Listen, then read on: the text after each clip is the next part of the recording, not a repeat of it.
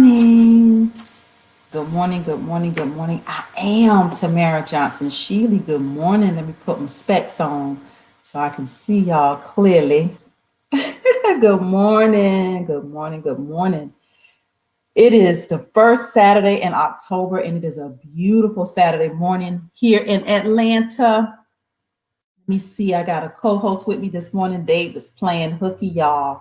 But I do have someone to sit in. We're gonna talk about Atlanta and this metro area.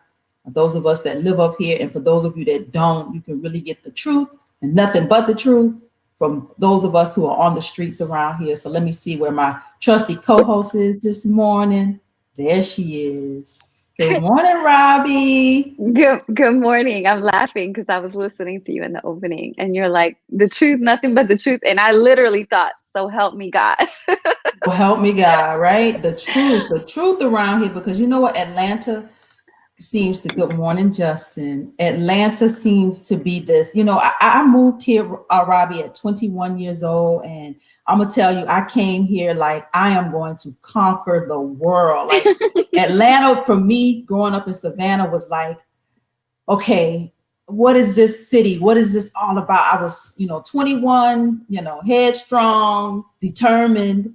And I came here, Robbie, and had a couple roommates and didn't have roommates very long because I realized the opportunity in home ownership. So I bought my first home like right out of the gate, like 22, 23 years old. Like I was already a homeowner. And I was like, this place is going to work for me. And Atlanta worked for me when I came here. And then I started having children and then life changed. But Atlanta worked for me. And I really do love the metro area. I know that this, when they say this is a Black Mecca and people from all around the country come here, Robbie, you can be who you want to be because, where I'm from, I couldn't be all that I wanted to be because of the limitations of this small town mentality and, just a different kind of thinking, but when you come to a bigger city, it's kind of like your imagination can run wild and hell, you could be and do anything that you want to do. And sometimes that's good and sometimes that's bad. I've done some good and, I ain't no angel. Like I said, when I came to Atlanta, I partied like a rock star. This is just my Atlanta story, Robbie. So I came here and I partied like a rock star Thursday night, Friday night, Saturday night, every week for years. Like I love to dance. I've never been a drinker. I don't drink. So I would go to the club, Robbie, and pretend like I was like, had a drink. It was Sprite with a cherry in it. Looking all, country girl. But I would love to dance. I would go out and dance all night, get up and go to work, come in 5 o'clock in the morning, get up and be to work at 8, that kind of young, youthful energy. So Atlanta has always been what it needed to be to me to grow into the woman that I am, the person that I am, the mother that I am. But my small town, hometown roots of Chatham County and Effingham County, it is my foundation. So I was already rooted and grounded and was able to come here and not get so captured in this life. I know I've said a mouthful, but I really wanted to set the stage for this conversation today because I drove through Atlanta this past week, and this is where you and I started talking. But you live in the city, so this is not normal to you, but it was not normal to me, Robbie. And I was, riding through the city, Robbie, and I could not believe the homelessness.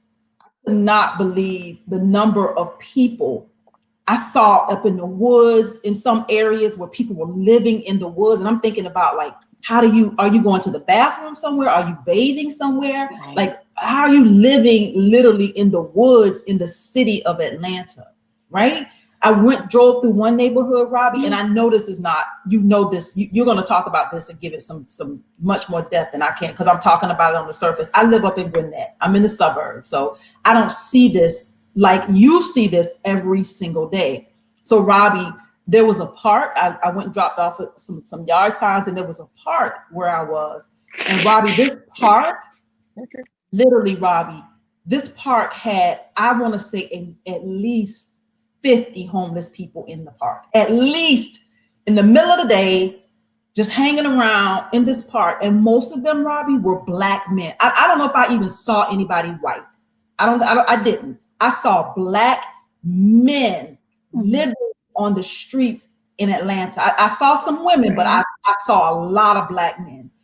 And Robbie, I don't. This is why I'm glad we have this opportunity to talk, and we get a chance to talk about what's going on in the city, what's going on in these these metro areas where we have these large concentrations of Black people living on the street. So when I talk about reparations with my agenda for the U.S. Senate, this is where we speak to this. We speak to the mental illness. My father is a homeless man in Savannah, living on the streets. My father, there's this mental illness and this drug addiction and this hopelessness is the root of it all, and we have to shine light on it. So Robbie, I want to thank you this morning for joining me on this broadcast, because this is your life every single day. This is your life, and it hurts when I saw it. So this is your life every single day in the city of Atlanta. And we're gonna start with some of the pictures. I'm gonna put up some of the pictures that you've shared with us this morning, because what I saw was totally it was unbelievable. So I'm gonna share my screen and show you what Robbie is gonna talk about this morning. Good morning, Oh, Robbie. good morning. And I'm sorry, I have really bad allergies, first of all. And second of all, so thank you for muting my mic. But second of all, the pictures you're looking at, everything you said is 1,000% true.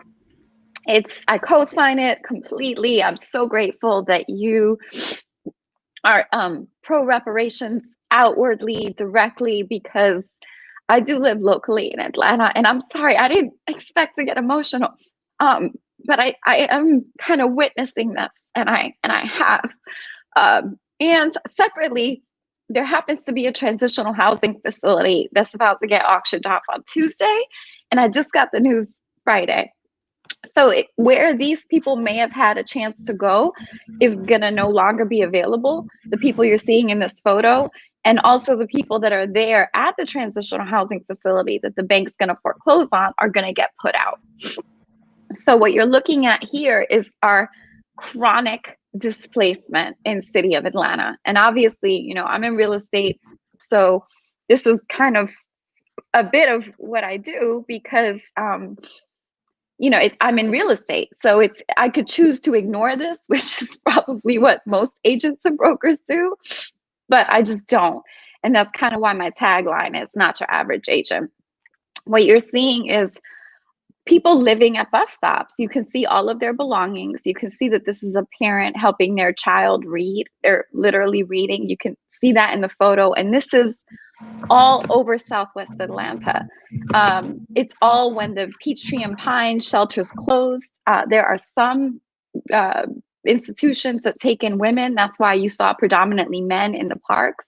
We have urban camping everywhere. We have people living in forests everywhere. In our green, in our brush, and so on. And I'm emotional about it, because these people are not getting help. I don't know where our city is. I don't know where the so-called Partners for Home is. I don't know where CAP is, Central Atlanta Progress, George Chudy. Those people claim all these programs are happening. I've seen the same homeless people for 10 years, and it's getting worse. We opened up a center, and none of these representatives, our elected officials, even gave a box of pens. And these are people, telling us to vote for Biden. We got to beat Trump. And I'm like, why? You don't even show up for your own folks. So, normally I try to be fair, balanced, positive. I'm going to just tell you today, that's not my stance. Only because I've seen this, and everything that you described about Atlanta and what it is for people, especially people of color, especially Black people, is changing. And it's changed. No, I felt that way. When I came to Atlanta, I came from the South Bronx, and I had an appreciation for diversity because I grew up around diversity. And I thought, this is where I want to live. And I've just seen the worst betrayal for legacy residents and lower income Black people that I've ever seen in my life. It's heartbreaking. I could not believe Robbie, as I was driving through that city, the number of people that were like living on the streets. And how can you, and we have they're beautiful high rises around the city. This Atlanta has, the belt line. I was over there, and just to see all the development, and then you look on the street and the people are living, you have this development, and then the people are living on the street. So what's It's this literally, having development and the people are living on the streets? well, that development isn't for those people. It has truly become the haves and the haves not. And it's very fitting that Tyler Perry Studios is in the heart of Southwest Atlanta, because that is what the reality is. And it's our civic engagement structure. Our civic engagement structure, the NPU system, the neighborhood planning unit in Atlanta, invited these for-profit tours. These are elite neighborhood associations that operate by collecting monetary dues for people to vote.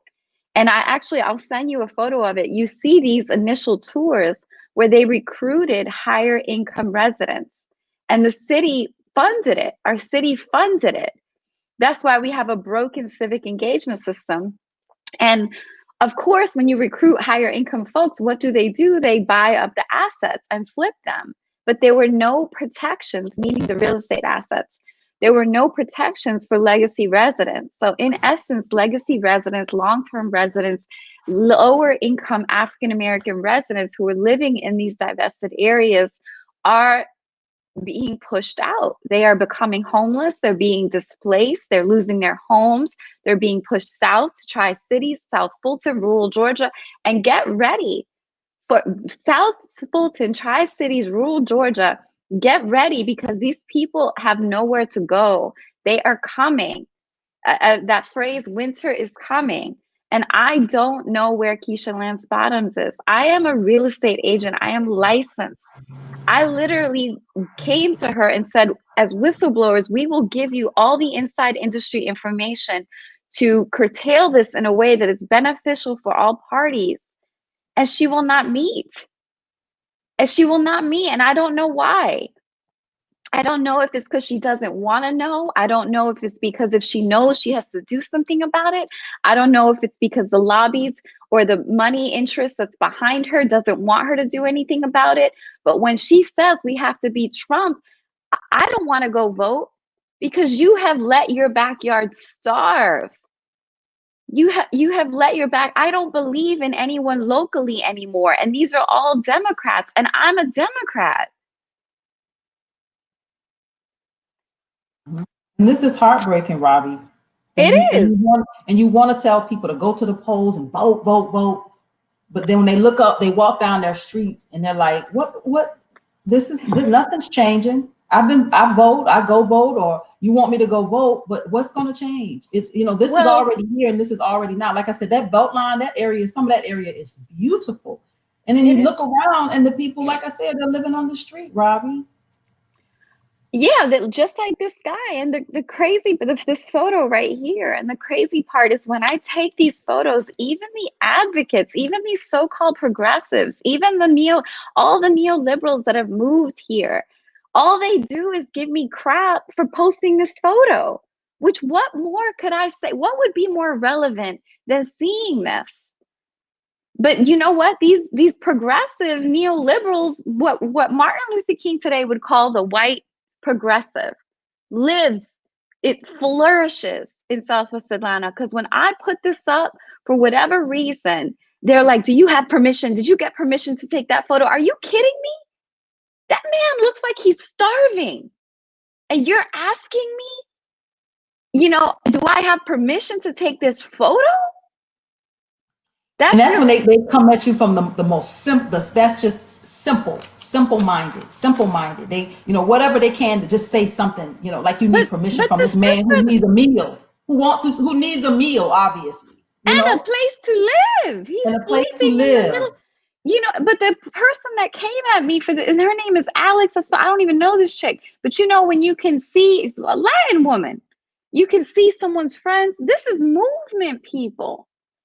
And I'm flabbergasted, because even our nonprofits, these white progressive nonprofits that are predominantly even non-profit. There's a group called the Mad Houses, the transitional housing facility that's getting foreclosed on probably on Tuesday if it doesn't stop, which I don't know if we can stop it. But they have had structures, tiny home structures that they get, the Mad Houses receive funding, and they both work in nonprofits. This is run by two Caucasian local nonprofit people.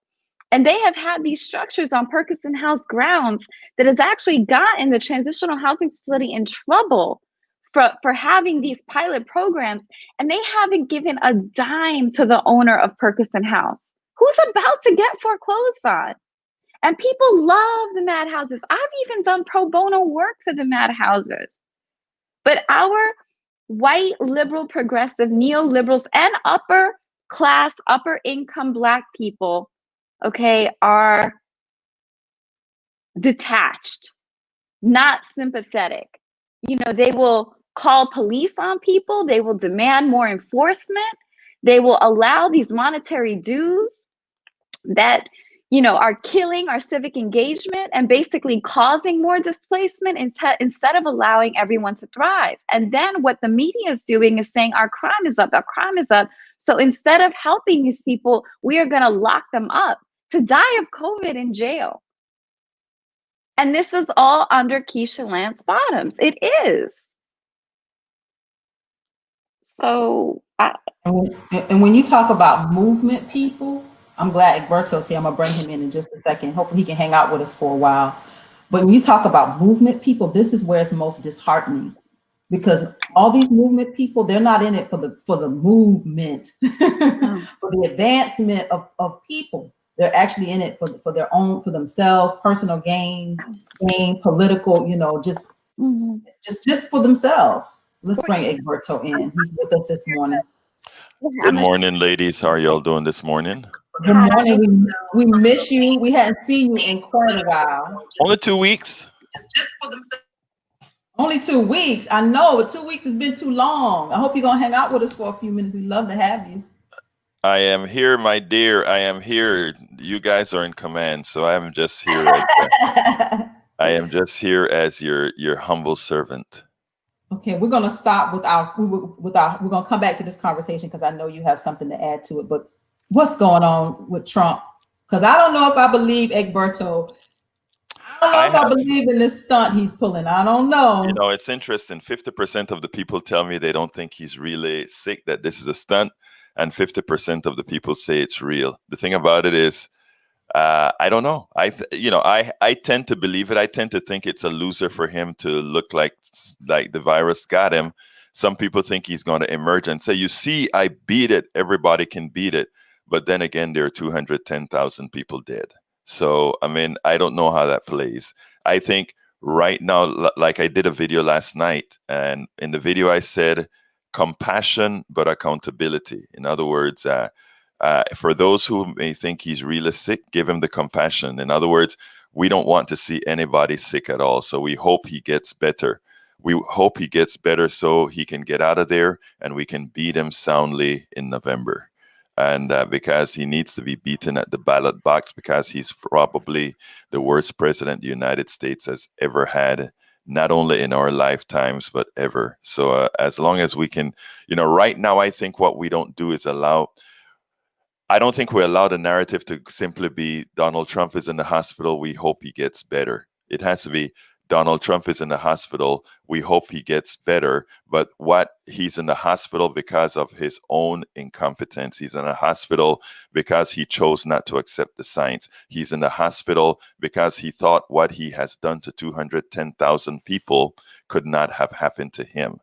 And then we show the videos of him saying how far he's going to stay away from the people who adore him while he's at the rallies. He don't get anywhere close to them. And guess what? He still got the virus. Thank you very much. I think we got to do that. I agree. I agree with everything you said. I believe that this is a stunt. I don't know if I believe him. I don't know if I believe him. Well, the interesting thing about it is, in the fact, in the part that you don't believe, right? There's reason not to believe, since there's no data coming out of the hospital that's saying his blood pressure is this, his temperature is that. But what we have to see is if we have trustworthy, that place has doctors, and I am not sure how many doctors are going to play along with a game at Walter Reed. If I would have thought it would be more a hoax if he stayed at the White House and had the doctors at the White House take care of him, because we know that his medical doctor at the White House is on the take. We know that. But as far as him being at Walter Reed, I don't know that you're going to have all those doctors and nurses, and I don't think you can keep a secret at Walter Reed Hospital. So if there's a hanky panky there, I think it'll come out. I think it's a hanky panky. I That's- don't know. It's something. This man, I don't trust. Your guess is as good as anybody else's. That's the truth. Yeah, You know, I mean, this sounds terrible. I am hoping it's real, because the thing about it is this. When you get COVID, right? My cousin had COVID, and he got a stroke. He got heart problems. He's got kidney problems. He's got lung problems. In other words, it's not just I got some sort of pneumonia and it's over. A 74-year-old person who was symptomatic with COVID, he cannot be president, because the body is not going to allow him to be president. And I think that is another counter narrative that we have to have in the background. You've got COVID. Sorry. I mean, so there's a whole lot of things that Biden can't do, but the people on the other side of the equation can do for him. And then we take over Biden after he's president. I hear that progressiveness coming out of you. It's Yes. still there. Oh, absolutely. I mean, I can't leave. That's who I am. That's who we are. That's who we are. Robbie, what you think about this Trump? You think he has it or he doesn't? What's your thoughts? I'm not as sensitive to the death component. I will admit that. I am more concerned with the quality of life that people have, when they're alive. Although I acknowledge that people suffer when they lose a loved one, I personally don't see death as that. I think that once you go, you're good. So it's really just a matter of the people who suffer when they lose a loved one, but I'm more focused on the quality of life we have when we're alive.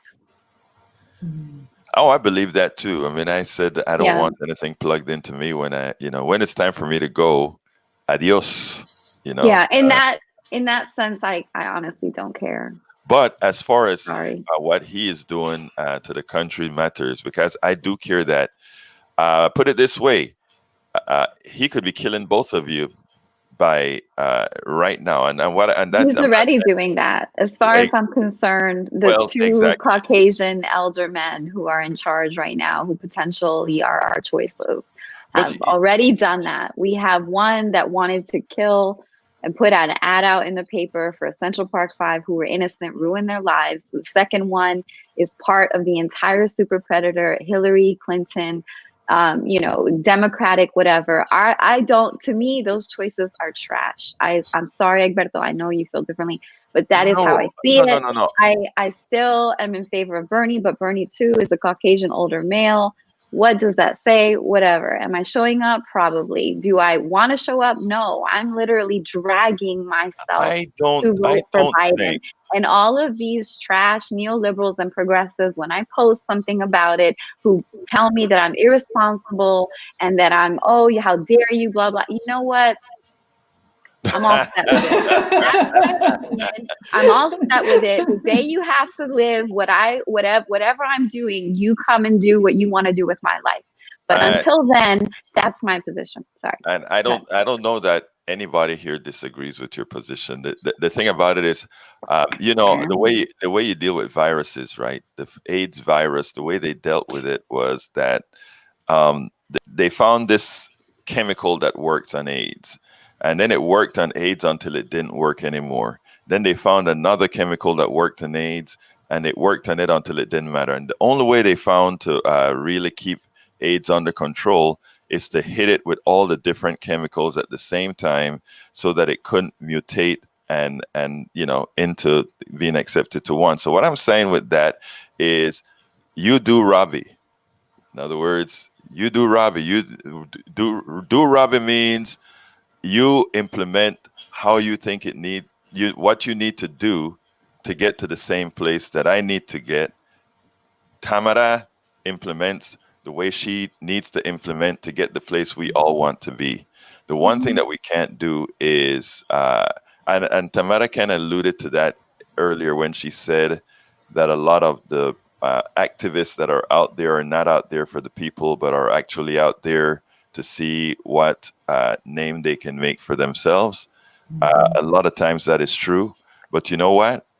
I would put it this way: I would hook up with DeRay, even though he is not, in my opinion, he's into getting in front of the camera and say, "Look at what I did," when other people are doing a whole lot of things.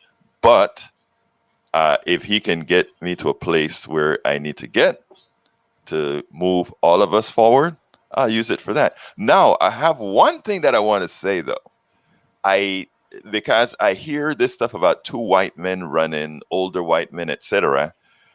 I hear this super predator thing, which is all of that is true, but I don't want us to forget who are complicit with these guys in affecting the Black and minority communities, and those are Black people.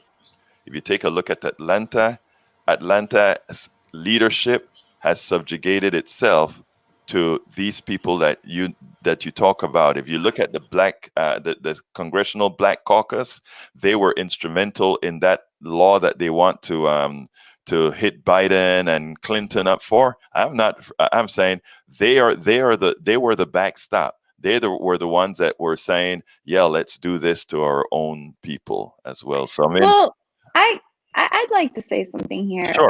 I'm not positive. It's just something that I've observed. So, it's a theory that circulates around Atlanta. So with Georgia, we have Governor Kemp, who clearly is a Republican and who has some type of ties that appears to Trump, right? So the Republican Party.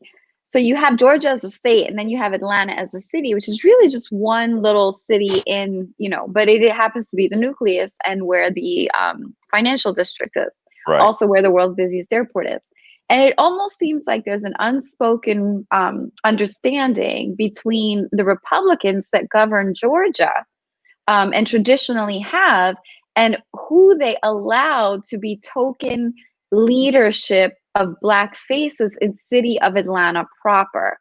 And that being said, it's almost as if people, because this leadership looks like them, they're led to certain things that are allowed, including, enforcement, higher policing, etc., almost being bamboozled. And I don't know that is the fault of, I'm not sure. There seems to be something else there. And I guess a poignant part that would just go directly to on ground. I sent over some photos to Tamara, and because Tamara mentioned the homeless people, and she's like, they're just out in the middle of the day, not working. And I noticed that the other day, every time I see construction, it's all Latinos working in Atlanta. And you got to wonder, how are Latinos being hired in African-American communities? And obviously, I'm Latina. I don't have an issue with Latinos being hired. I do wonder, though, how all of the construction jobs are going to Latinos in Black neighborhoods. And then what I see, because I live here, I live in a predominantly Black neighborhood for now, that is the city of Atlanta, because it's steadily increasing of a lighter hue. Then what I see is all of the liquor caravans, which I've sent to Tamara too in photos. That's what comes into this community. And she has the photos. She has the photos of the construction people being Latino. She has the photos of, Tamara, feel free, they're in your messenger. She has the photos of all the liquor being, brought into this community over and over. And our folks who are predominantly or lower income African-American, and I will agree with you on this, that it is higher income African-American people who have sold these people out. They have. And it is unnecessary. And we are all going to pay for this tax subsidizing of affordable housing. When we created these problems, look, that's the liquor that comes in every day. Those are the Latinos that Wait, are what working is at. that? That is a liquor truck.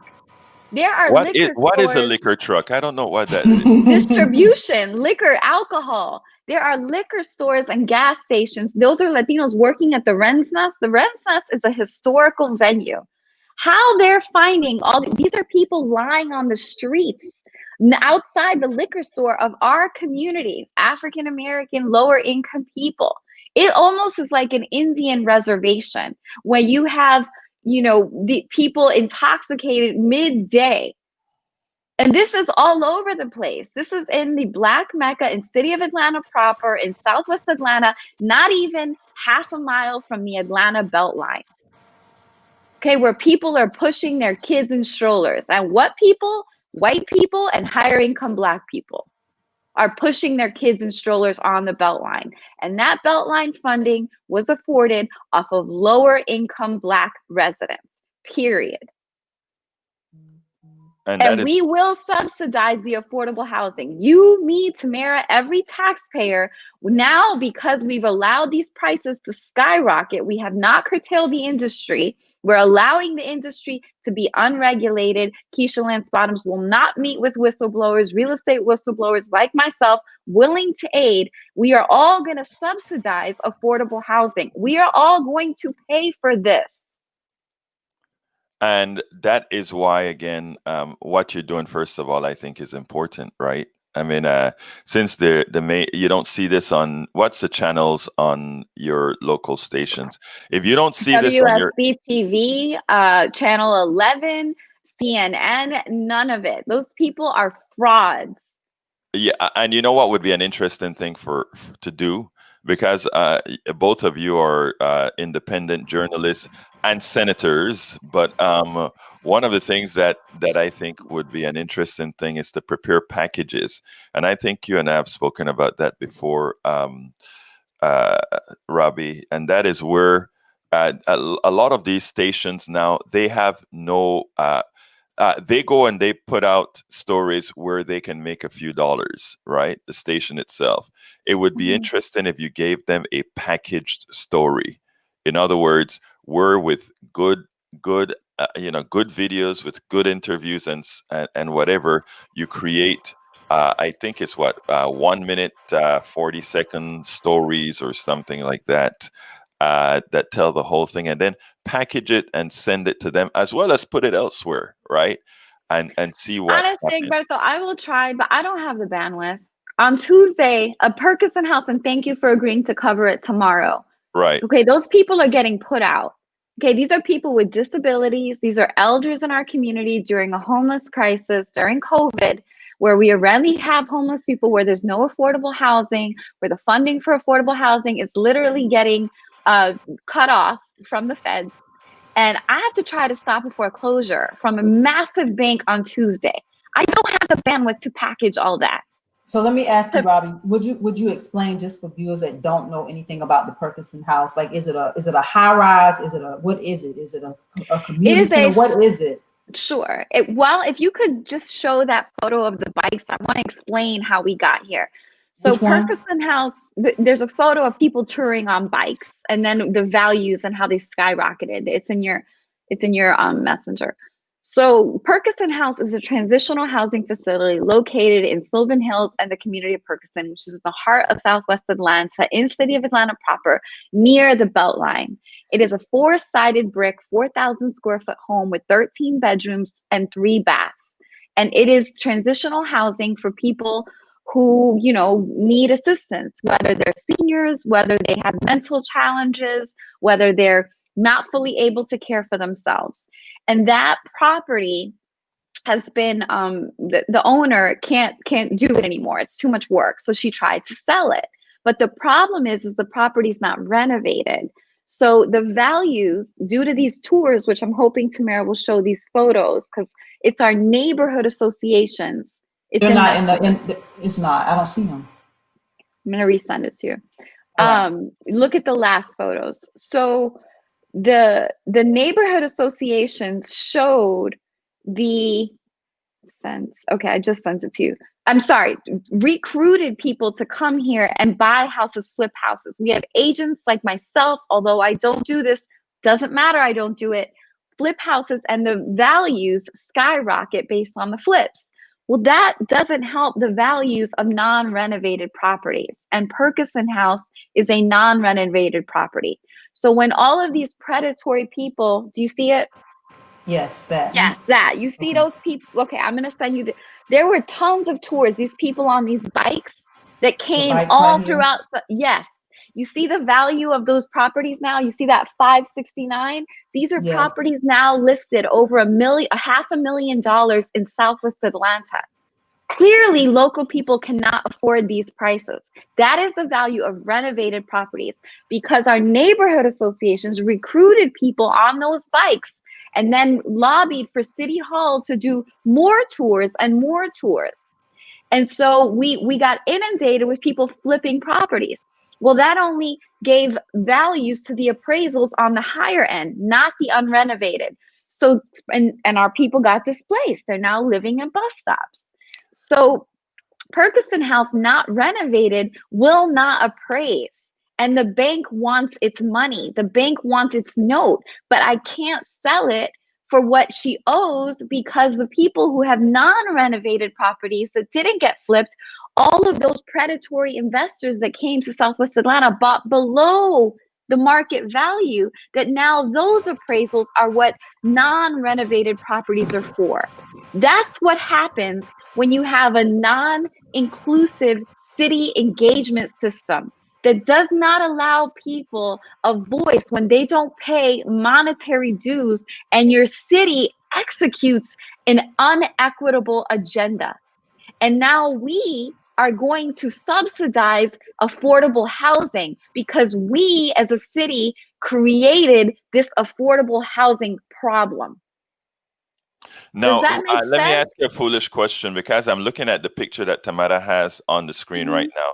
Which one is a house in its current state that the bank is trying to repossess? Or I will send you that photo here. Let me do this. I'm going to, because I want you to see the magnitude of these tours. I will send the link to Perkison House. It's just, I mean, literally these neighborhood associations and I think it matters. I think the City of Atlanta Planning Department and Commissioner Tim Keene and the Atlanta City Council, who co-signed on these tours, okay, that is now going to cost us all types of tons of money for fake affordable housing, because all it is rentals.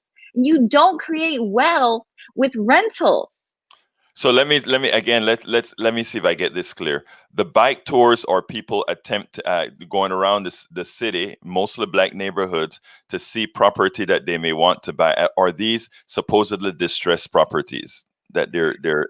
It wasn't only bike tours. You have another photo. These were not only bike tours with well-intentioned people inviting people to distressed areas, knowing these local people were not warned. So they were our seniors, literally, in effect, some of them lost their homes due to these predatory I get it. investors. But what I'm saying, Okay. so they're going into that neighborhood that they have these tours into these neighborhoods. Bikes and bus tours, both. What is the city asking them when they go into the neighborhood with the tours? What is the city asking of these rich people going into these neighborhoods? Come buy what you want. Help yourself. It's a smorgasbord. And some of the items that they want to buy, are these items, are these homes and properties currently people living in these properties or not? Of course, there's some properties that are occupied. That's how a lot of our tenants' leases did not get renewed. That's how people got evicted. That's how there were booklets published by Atlanta City Hall council members who were lobbied for gentrification efforts, revitalization efforts, who gave people how to buy tax liens. In writing, published by Atlanta City Hall. So if I understand you right, somebody may be living in a home. The home, a lot of taxes is owned on that home. So the city is going to kick that person out. They bring investors in to go ahead and buy that home so that Correct. that home can now be a property tax bearing home. Correct. The city will foreclose and sell these tax liens on the Fulton County courthouse steps. The people living there will get displaced. The people living there will get foreclosed on. The people living there will have their lease not renewed and then get evicted. Then an investor takes that home, flips it, puts new flooring, paint, maybe a new kitchen, and flips it to a higher income resident who is more than likely not lower income Black, predominantly Caucasian, or higher income Black. When it also would have been much less, it would cost much less if somehow you had a forgiveness of taxes plan, if somehow you had a whole lot of other projects that you could use to, get it. When large scale job creation, you cannot buy a property, you cannot pay for your property, you cannot maintain your property with our large scale living wage job creation. To invite people of higher income among people who cannot protect themselves with no large scale creation here in a divested area is a disaster. Now, and that is what City of Atlanta elected officials under Keisha Lance Bottoms and our current Atlanta City Council at-large councilperson Andre Dickens, Matt Westmoreland, Michael Bond, under Senator, what's her name? Park Cannon in the legislature. This all happened under them. These are Democrats. These are progressive Democrats. These are people of color. It is the worst betrayal I have ever seen ever happen to people. Robbie, yeah, I get it. I get it. This is unfortunately, and this is the things that we fight about, and why it's not. Right now you're centralizing on Atlanta, right? And because that's where you live and that's where you see all these things.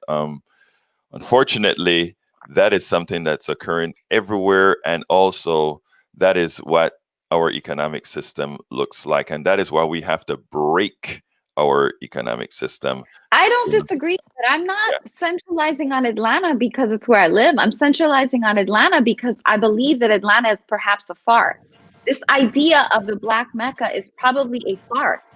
I agree. I agree. It's true anymore. And for people out there, including Keisha Lance Bottoms or Michael Bond or Marvin Arrington, my commissioner, who's allowed all this, whose daughter goes to a private elite school, these commissioners, our county commissioners, keep voting themselves travel benefits while this is happening to people. Marvin Arrington is a Black man. Natalie Hall is a Black woman. These are Black people on the streets of Atlanta. I no longer believe in my local elected officials. And when they tell me we got to beat Trump, go vote for Biden, that doesn't motivate me. Shout out to the Democratic Party. Get a clue. That's another discussion that this is Tamara's show. No, it's not. It's the same discussion. It is the same discussion. What I'm saying is I love where you're taking it, right? But I mean, these are the kinds of things that we discuss, and and you're so right. The thing about it is, how do we go from step 1 to step 2, Tamara? Actually, let me back up, okay? We have to find ways to get people like her in office, right? Because the people that are purchased right now, let's take a look at your Senate race. Right now, they're playing up the Reverend very well. In fact, it seems like he's such an ascent, they would think that he may somehow be able to win on the first ballot, right? And wow, suppose he wins without a runoff. I mean, all these kinds of things are starting to float, right? And that is because they are trying to will things to happen. Suppose somebody watching. No, they're manipulating things to happen. Let's say it. Reverend Raphael Warnock. Okay, he is in charge of a congregation. He is too busy to take this on, and it's reckless and irresponsible for him to do so. But all these people running for John Lewis's seat, they've been around forever. They've been on the take. They've been watching this happen to these people. They've been in scandal after scandal at City Hall, and nobody has helped these people. Lower income Black people. That's who I'm talking about. And you know what happens though? You see, Warnock has what does Warnock has? A church, and Warnock has a whole bunch of followers in the church. And what is a great thing about the church? The pastor says, we want you to do X, Y, and Z. And what happens then? The people follow. And that is the reason why. Go ahead. But that's why I no longer believe in the Democratic Party. Because if that's how you see it, if that's your best, if you see it that way, if you want to manipulate, then, I'm not voting for Raphael Warnock. I'm voting for Tamara because she's coming out straight and saying we need reparations. But will it work?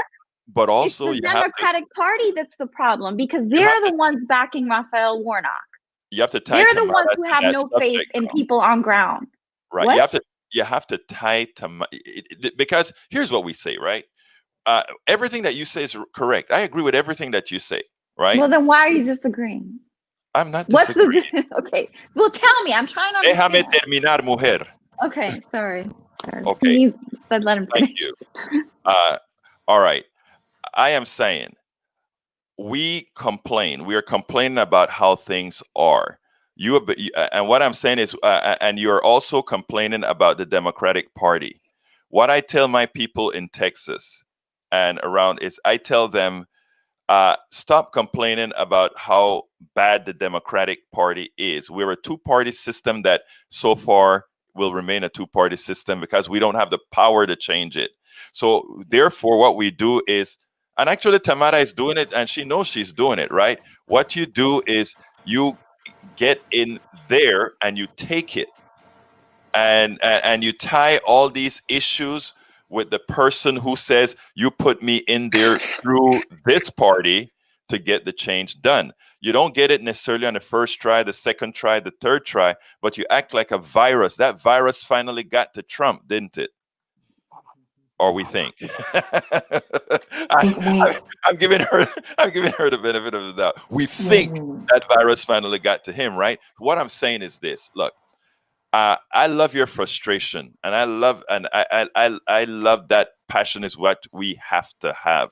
But we also have to have that turned into, how do we turn it into action? And the turn it into action is sort of what we're doing here, right? To let other people know about what's happening, but also, to go ahead and associate these actions with people. So Tamara right now is a billboard, right? It is it's a billboard of what is happening. And the thing about it is, she has to have a platform, and others like her have to get that platform to tell people, how many times are you going to do the same thing over and over again and expect a different result? And we're saying she's a different result. I mean, she's a different action that should give a different result. And we have to sell it that way. And it doesn't necessarily happen the first, the second, the third, the fourth time, but the persistence is what comes. But along with complaining, I think we have to do something. And, I wish I could do more myself. Right now, my what I'm doing is just a platform, right? You have guys on the floor. She's on the ground, running around the place. You're on the ground. Actually, you are on the ground as well. You are like the big eyes, seeing all this stuff and putting that out there. Those are the things that are important, because you know what? Most people, I heard you gave Tamara a picture, and Tamara went ahead and said, "Where's that, Robbie?" or something to that effect. All of us have our part to play, and we just have to keep playing that part and not ever getting frustrated. Well, I'm not going to say not ever getting frustrated, but not ever giving up. Yes. Okay. I'd like to respond. Yes, ma'am. I am not complaining. I am having a discussion with colleagues and voicing my perspective. Yes, I am ma'am. not just a complainer. I put up photographs that the media will never put up, that I'm explaining to people what's happening who don't see what's happening. I put up videos that's not just complaining, that actually sacrifices my business. I go ahead and go, you can let me finish now too. I go ahead and go on your show, including your show. I get a bunch of people who would never be in houses, who I don't see going out there sticking up for poor people as well, even though I've given them out of my work 50 G's in equity or 200 G's in equity in a home in 2 years. Now, if I want to sit here and say that I'm frustrated with that or frustrated with the Democratic Party, then that is what I'm going to do, Egberto, with my vocal cords here. I'm over here trying to stop an eviction on Tuesday for people who have nowhere to go, talking about it. I am not just sitting here complaining. I actually opened a community center. I was a whistleblower for the animal shelter that still gives me crap going in there. I did a comprehensive plan under the NPU reform on the NPU Economic Development Committee, took it to City of Atlanta, filed ethics complaints, but we have a problem with accountability in our government, which is why I'm sitting on this show talking about it, even though I know it'll probably cost me business. I am not sitting here complaining. Okay, heard. It is important when somebody like myself speak, maybe I have to make myself a bit clearer. When I talk about complaining, I'm not talking about the person. I'm talking about the being. In other words, we have all of us, too many of us, that is what we're doing. And I think in the narrative that I gave a few seconds ago, I actually said, what you're doing is being on the ground and on the floor and doing things. So the complaining issue wasn't directed at yours truly. The complaining issue was directed at the state of how things are. We complain a lot. We don't do a lot. I think I said in my previous... I'm not in that category. Let's stop for a second, please. I think in the previous statement, I said that Tamara is out there doing things as she should. And I think I said the same thing of you, Robbie. And I said, I think as well, that all of us are trying to get this stuff done in the forums that we have.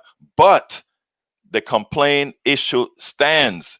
We have a lot of folks that are in fact complaining, and we go to meetings and we complain and complain and complain, but there's no action behind it. Let the shoe fit whoever that is. It's not you. I'm saying let the shoe fit, however. Okay? And I don't know those people. I know do. people who are doing calls for community centers, who are doing walks protesting Monteria Robinson, whose son was shot 76 times, who's still out here marching 4 That's years not who we're later. talking about, Robbie. Who are these people? Let me tell you what I'm saying. What I'm saying is this, okay? What I'm saying is, as we say these things, okay? All I'm saying is, as we say these things, what are we doing to actually do something about it? And that's all. I mean, and there are, in fact, you're out there. There are, in fact, people that, all right, we complain. Now let me give it a good example. Tamara goes out there campaigning, and a lot of people complain. She's in front of a lot of people that are complaining. All right. And the next question is she put up a video recently of a woman who told her that she is in the race taking votes away from Warnock. Why am I using that as an example? And please try to connect the dots here. Because most of these people, she would have explained to them that is the status quo that has kept us where we are. Okay, this person complains as well, but they have not yet seen how to turn that complaint into action. That complaint into action would have been to look at the progressive who's going to go in there and shake things up and say, hey, how can I help you gain more traction since you don't have the backing of the party that Warnock has? So that, so those are people that, those are complainers. And there are a lot of, and right now, the truth of the matter is there are more of them than there are of you, unfortunately. Because if there were more of you, Bottom and all these guys would not get away with what they're doing. But the fact that they're getting away with what they're doing is we don't yet have the mass that can actually give us what we need. And that's what we're trying to do. That is what we're trying to do. I'm sorry. I saw Tamara as well. Egberto, we want to thank you. We're almost at the top of the hour. Egberto, thank you for jumping in and joining us today. He always gives us a national perspective. And thank you for diving into this conversation about homelessness in Atlanta and the things we need to do as a community as activists, as people, things that we need to do to fight the power. You can find Egberto Willies Monday, Tuesday, Wednesday, Thursday, Friday, Instagram, Facebook, YouTube. This man is everywhere. Politics done right. Egberto Willies, thank you for joining us. Actually, thank you guys for all that you do. And we are all everywhere. There's no I in we, All right. Yes. Thank you, sir. Have a great week. Thank you. Bye. He's actually Egberto gonna Willies. he's What'd you gonna say, cover Robbie? he's gonna cover the story for Perkison House and the pending foreclosure auction tomorrow at 2:00. So I don't think it's gonna be live though. I'm gonna answer a few of Go these ahead. comments. I'm gonna answer a few of these comments. She's war not is not the answer. I may have to use that. War not. It's a continuation of the problem. You're right. This is a candidacy, y'all, that this requires when I drove around the city of Atlanta, his church sits in the heart of Atlanta. I mean, that says a lot. Your church is sitting in the midst of this. And you haven't been able to work on that. You want to take your platform national. Where's your proof?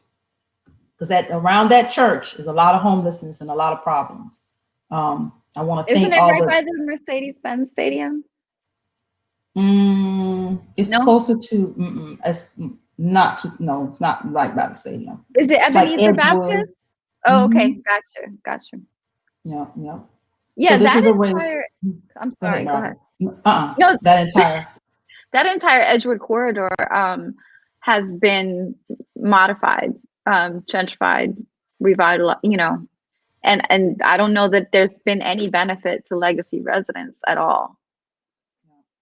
We got to be mindful. Be mindful, and I think this is a political season where people are paying attention. People are woke. They're not sleeping on this. They see things for what it is. They're looking for answers and specifics, not the fluff, not the talk that's generic. And people are beyond that, Robbie. So I'm glad that I hate that things have happened. We've had this pandemic. We got civil wars up in other states, and I got some video footage of a riot. Well, actually, it was a protest here in Atlanta just recently, and the police were bothering the rioters. So it's kind of like, we're still here. We're in the midst of a storm, and we need people elected that will address this thing head on. So Robbie, I appreciate all that you do. Thank you for joining me on this broadcast today. Never a dull moment. Thank you for running and being straight up about reparations. This, people tiptoeing around these issues, and I'm a bit sensitive to the, terminology of complaint. I'm like, if people are going to meetings stating what's wrong, what do you want me to come? You want people to come to a meeting stating what's right? That doesn't make any sense. They're not complaining. They're sharing what needs to be modified. But it's not easy to run. You get attacked. You get all kinds of crazy people coming at you. You take a stance, like reparations, which, you get all these comments that are hateful, terrible, ignorant, and you just gotta take the hits. Mm-hmm. I'm a big girl. I'm a little girl, but I'm a big girl. Yes, you are.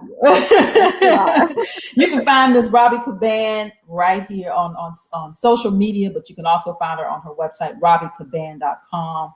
Truth to power. She's doing it. She's doing it, y'all. Like, some people talk about it. She is about it. So I thank you, Robbie, for your boots on the ground. You're in the streets. You're in the fight. You're fighting back, and you're a warrior woman. So I appreciate you, Robbie, for being in my corner and all the great work that you're doing around Atlanta. Thank you. Thank you tremendously.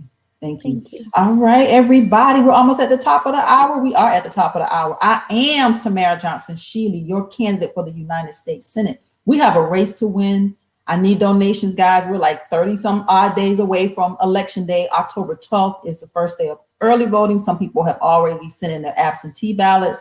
Get out and vote, but be very intentional about where you put that vote, and make them speak to you.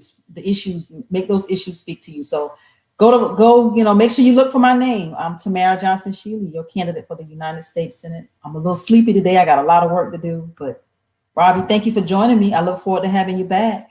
Thank you. You got my vote. Thank you. Thank you, everybody. Y'all have a great week.